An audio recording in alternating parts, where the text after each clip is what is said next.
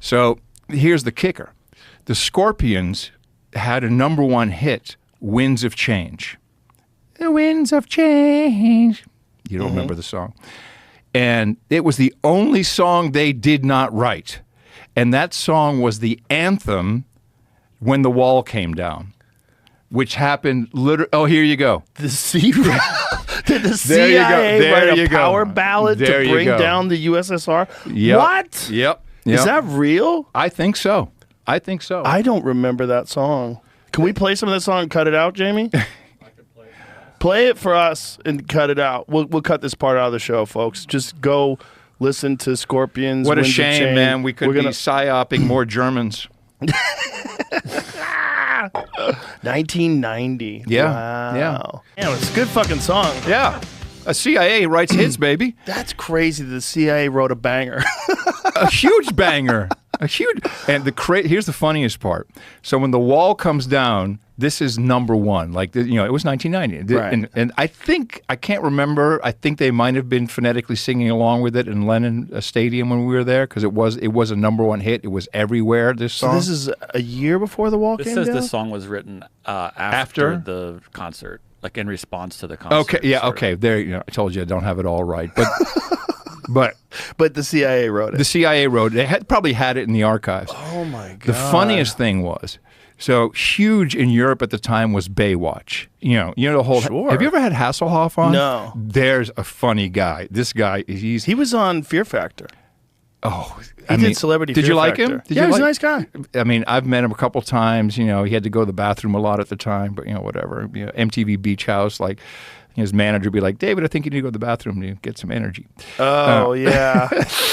Anyway, but so, the story of Baywatch is phenomenal because he self-financed it. Nobody wanted it in America. Right. And it became this monstrous global hit everywhere except America in the beginning. And, he became wildly successful, rich. And Germany is where it was #1. It was just for years #1 Baywatch. And so Hasselhoff, or as they say, Der Hof is, hello Deutschland, here's the Hof. Everyone knew him. He was standing on top of the wall with a sledgehammer, and he claims that he brought down the Berlin Wall. Was Baywatch a psyop? Is that what you got now? I don't know. But, oh, my God. Well, this is also part of the thing that Mike Benz got into with the music business, that they do sort of finance these, Sure. disruptive kind of songs and political movements. And, Sure. Yeah. Wow. Of course. I mean, yeah. Yeah, well, it's a powerful tool, man. That's the book about Laurel King. There he is. Look at him. He's bringing down the wall. What is he singing? Oh, he was a pop star, right? He had the disco hits. He had these poppy hits, yeah. And freedom, baby. I did it. And he's got his glittering jacket on and everything. Awesome. American icon, ladies and gentlemen. That's not even glittery. That's an LED jacket. Like, that jacket's got a battery. Oh, yeah. And of course, we loved him from Knight Rider. He was a cool dude. We all wanted a kit watch, which we now have, of course. Huge overseas, right? That's it. It was because of Baywatch, and he had a whole music career going on. And oh man. Good times in the old days, bro. Good times. We had so much fun back in the early days. That's so crazy that song was written by the CIA. You know what I learned? This is crazy. So my uncle was big in the CIA. He was the national. He was basically Tulsi Gabbard to Bush Senior when he was VP, and then Iran Contra happened, and he basically became ambassador to Korea. He was exonerated, but he was moved out to a different post.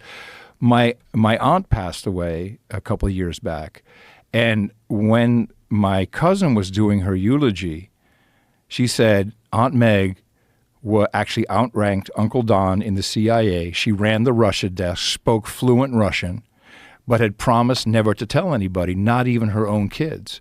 I'm like, what? Whoa. Aunt Meg spoke fluent Russian and ran the Russia desk for the CIA and outranked Uncle Don? Like, that's some crazy stuff. Crazy.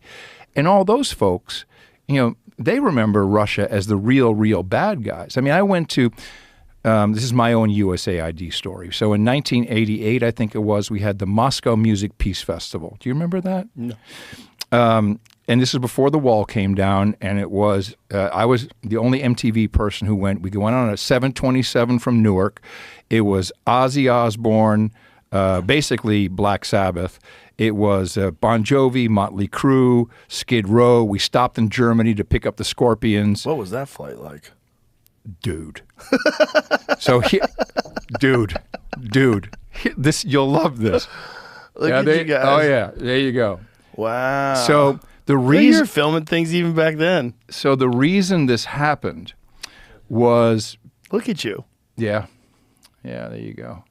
Tico Torres from Bon Jovi. I mean, so Doc McGee, who was the manager of Bon Jovi and Motley Crue, I'm paraphrasing the story, but I'm pretty sure it's correct. That was Ozzy. Oh, really? I just realized that was Ozzy and Sharon Osbourne. oh, yeah. Like, who are those people? I'm like, oh look my at God. look at Sharon. Look at Sharon. I know. She's like a kid.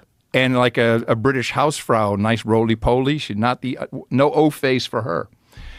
So O-face? Oh, Ozempic, yeah. So look at Ozzy. So Doc McGee's Learjet had been caught smuggling in bales of marijuana into Florida.